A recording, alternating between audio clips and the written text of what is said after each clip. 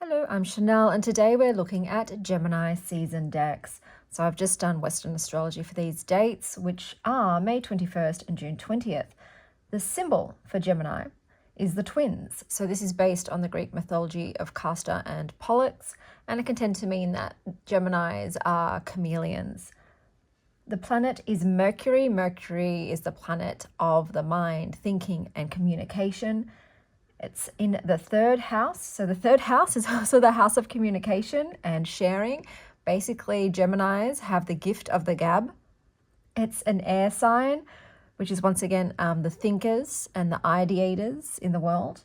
It's a mutable sign, so Gemini can be quite flexible, but they also can be quite restless. Colors for Gemini are blues and yellows.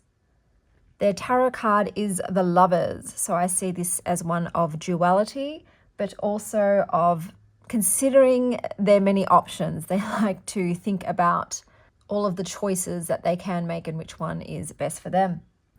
Some archetypes of Gemini are the storyteller, the messenger, the student, and the trickster.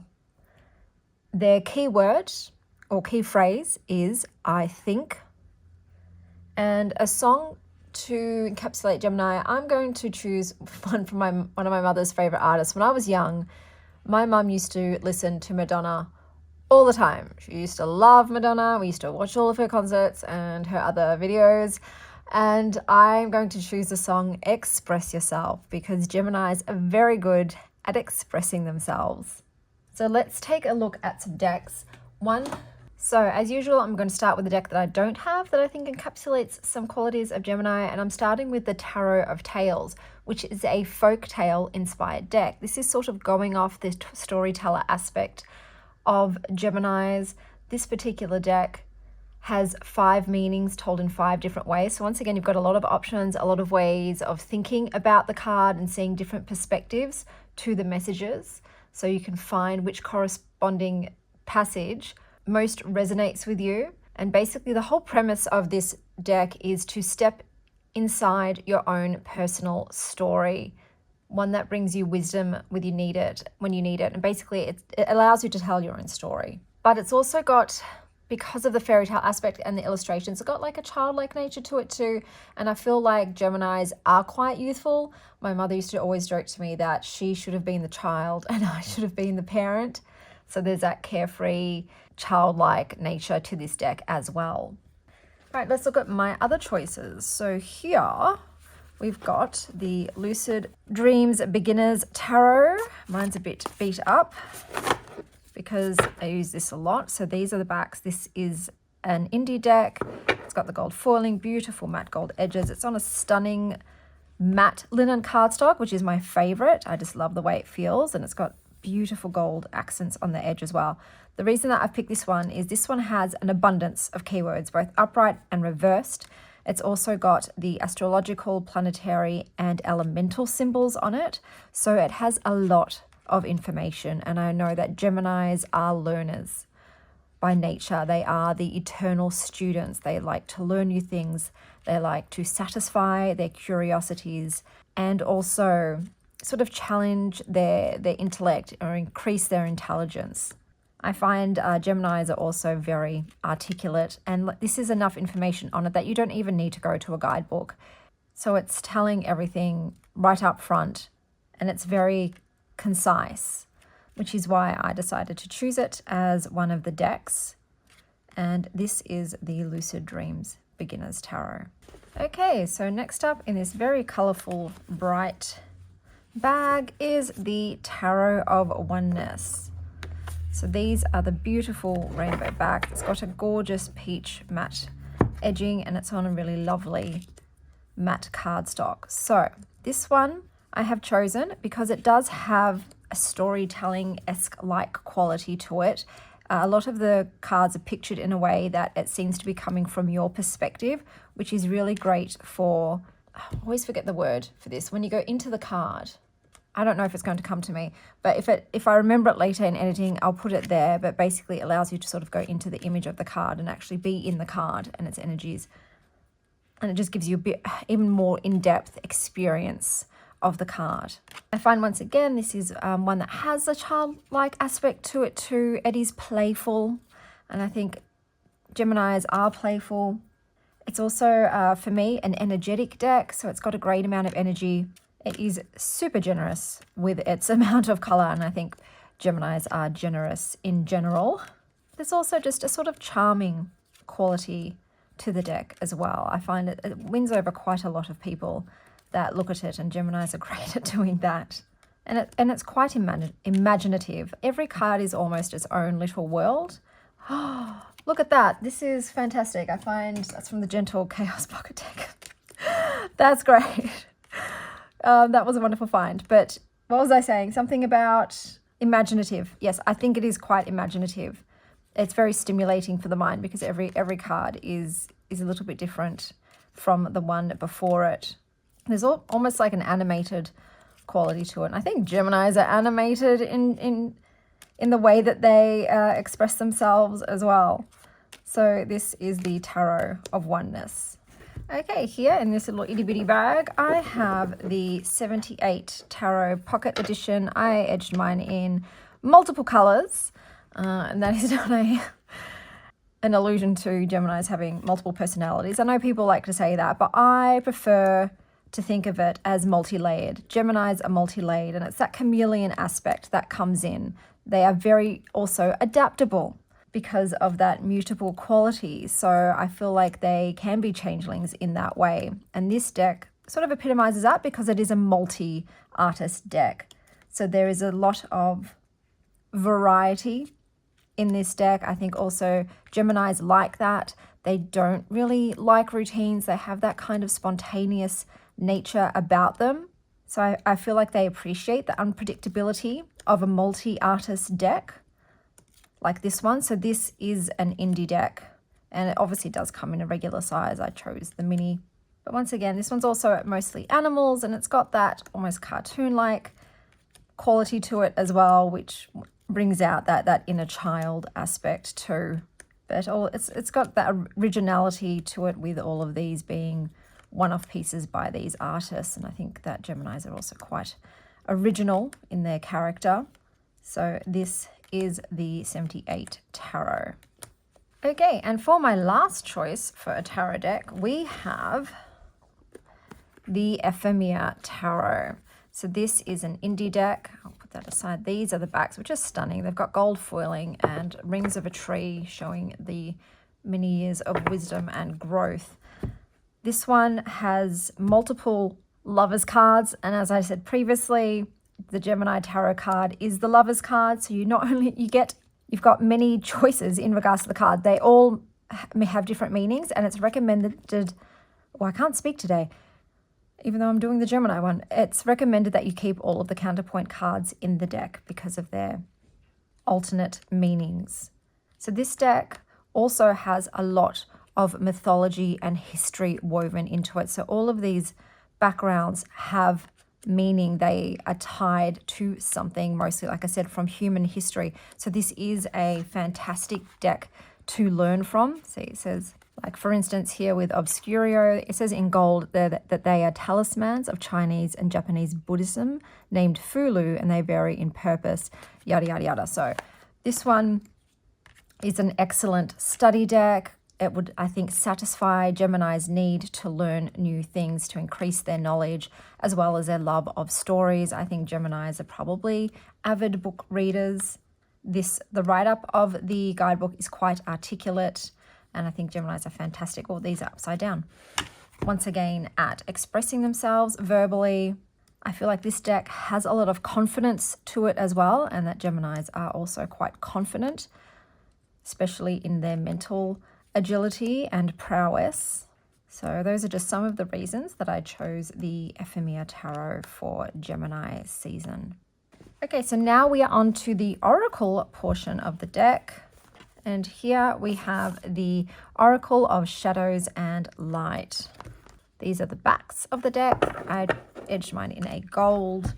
This is a mass market deck. So these also have a story or tale-like quality to them, with even the titles: Lady with a Bosch Egg, The Angel of Time, And it's also quite a moody deck in terms of its coloring. I feel like Geminis can be a little bit moody, but this is a deck of light and shadow. So it's got that polarity, that yin and yang that I think Geminis are really good at switching between and having, you know, that multifaceted aspect to them. There's kind of a anxious quality too, I find, to this particular deck. And I think that when you have such a large amount of energy that you spend in your mind, which Geminis do, that can sometimes lead to things like anxiety or sort of mental anguish or worry, which is, I think, a Gemini thing. You can tend to overthink things. But I also chose this deck because I found it thanks to my mum. She lent me a lot of her decks when I was first starting out, so I got to try a whole bunch, and this was one of the ones that I decided to go and buy after working with all of her Lucy Cavendish decks. She had so many, and this one was my favorite out of all of them. But I find this, once again, quite imaginative. I love the illustration style. And this was the Oracle of Shadows and Light. And then we have the I-Ching Oracle. So let me get this out. These are the backs. So this was an indie deck. It's got a shiny gold gilding and it's on a matte cardstock. So I picked this because it's an entirely different system. So this is something new to learn and to master. It also features a lot of blues and yellows in the deck coloring, which is said to be Gemini colors. I've also picked this because it's quite different to all my other decks. And I actually have both of my parents are Geminis, my dad and my mum, and they are so different from each other. And maybe that is a Gemini quality because they are so multi-layered and multifaceted.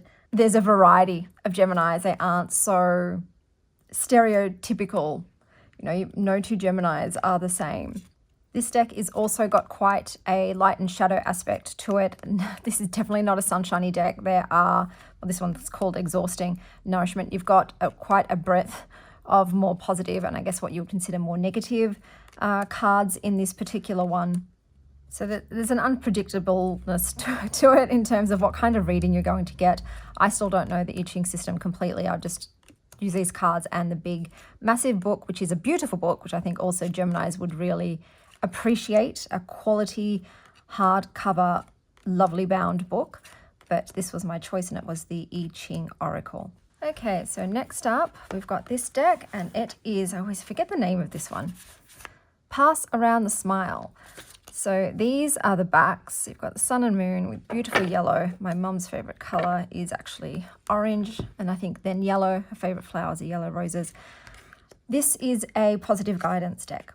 So like I said previously, I think sometimes Geminis do kind of suffer with anxiety, nervousness, worry, like all of those sort of mental things, the Nine of Swords kind of thing. And I think a positive deck, so a deck that really is just full of affirmations and positivity and is basically like a warm hug, would be good to have in their arsenal, you know, on those days that are a little more heavy. They need something light and something that is written, so not just a picture, but something that they can read out loud and let sink in. I think Geminis, like I said, are fantastic orators as well. But I think this would be helpful in that way. And once again, it's quite varied in the appearance of the cards. There's a nice variety in there of colorings and style in terms of the imagery as well. This is an indie deck, if I didn't say that previously. But yes, this is the Pass Around the Smile deck. And in a similar vein, here we have the Sacred Creators Oracle. So this is a mass market deck. These are the backs. I edged mine in sort of a copperish color.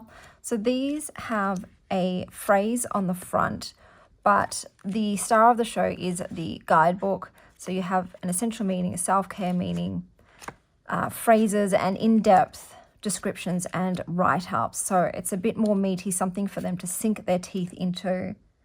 This is a very talkative deck, so it's one that you can really spend your time with. And it feels like you're having a conversation with somebody. And I think Geminis love to chat, to connect. Sometimes they even love to chat to themselves. This is also quite versatile in the way that you could use it, and even with the amount of decks that it would go with because of its graphic style. And that is why I've chosen it. And it is the Sacred Creators Oracle. And the last deck that we have is the Citadel Oracle. So these are the backs. It is in a, is it octagonal? 1, 2, 3, 4, 5, 6, 7, 8. Yes, octagonal. I've done one in a red edging. It's got beautiful copper foiling on the front. It's a limited color palette. This is a super versatile deck. This is a deck of many uses and faces. It is definitely unique also. I don't think there's anything else kind of like this, even in its shape. How many octagonal decks have you seen? This one is really intelligent in its uses as well. So you can use this with, I believe, RPG games. Oh, there we go. Dungeons and Dragons is one use. You can use it in storytelling, in character creation, because it almost has an archetype or a type of character. So you have the musician with inspiration and gratitude. So you can use it in game playing, in creative writing. It's got a whole bunch of sort of artistic, creative uses to it. It's definitely a multi-layered deck that I think Geminis would get a lot out of, because it's also that playful quality, because you can utilize it in game playing and creation as well in that way. And I think Geminis are also quite creative, especially in terms of literature, of writing. It's once again that sort of expression of ideas and communication that they're so masterful at. But this was my final choice, the Citadel Oracle, and now I will do a little one-card pull as a message for Gemini season. Okay, so the message for Gemini season, and I've used the Oracle of Shadows and Light by Lucy Cavendish, artwork by Jasmine Beckett Griffith, is Autumn is my last chance. It's the 6th card, and the message says, please don't lose hope. Lost and lonely, while this fragile little being has the apple of life and wisdom, she has hope, although it is fading fast. This lovely little fairy is all buttoned up against the cold, and the bleak autumn landscape all about her offers no warmth or comfort. But in her hands, she holds a source of hope and life itself, a bright red apple. With this apple, she can sustain herself till the frost-bound landscape thaws. She can save the seeds from her feast and plant them in the warming ground, so she need never go hungry again. And the rewards of this act will continue far into the future, far beyond her lifetime. She is holding the source of hope, but it is almost afraid to bite into it. Seems she is saving it for a rainy day, or for when she has no other choice. Soon she will realize what she has herself, and turn to it for sustenance and comfort, and winter will then be through. It cannot end till she takes a bite from the apple she holds. Autumn speaks. I keep waiting for help, for hope to come, but all about me is cold. I cannot find what I am looking for, and indeed, I can barely remember what it is I was in search of before I got so lost. I am cold and alone, and no one is with me. But I know I have this apple, and that when I truly need it, I will eat it, and then all will be well. Divination message. Time to stop relying on others for that comfort, warmth, and sustenance that only true self-love can bring. Waiting for others to give you what you need will be a long and lonely, bone-chilling wait at this time. So look at what you already have. Turn to it and feast on it. Learn to love and appreciate the apple in your hands and save the seeds of self-love and plant them. From this one remaining magical apple comes the gift of wisdom, comes self-love, comes abundance, and comes the knowledge that you are a person who deserves to care for and love your own self. Once you take just one big bite of the juicy apple, you'll be committing to helping yourself, and then you will be free of the need for approval, shelter, and rescue. There is only one true rescue, and it comes with the miracle of self-life. Go ahead, eat the apple. So those are all of the decks for Gemini season. Until next time, stay wild, star child.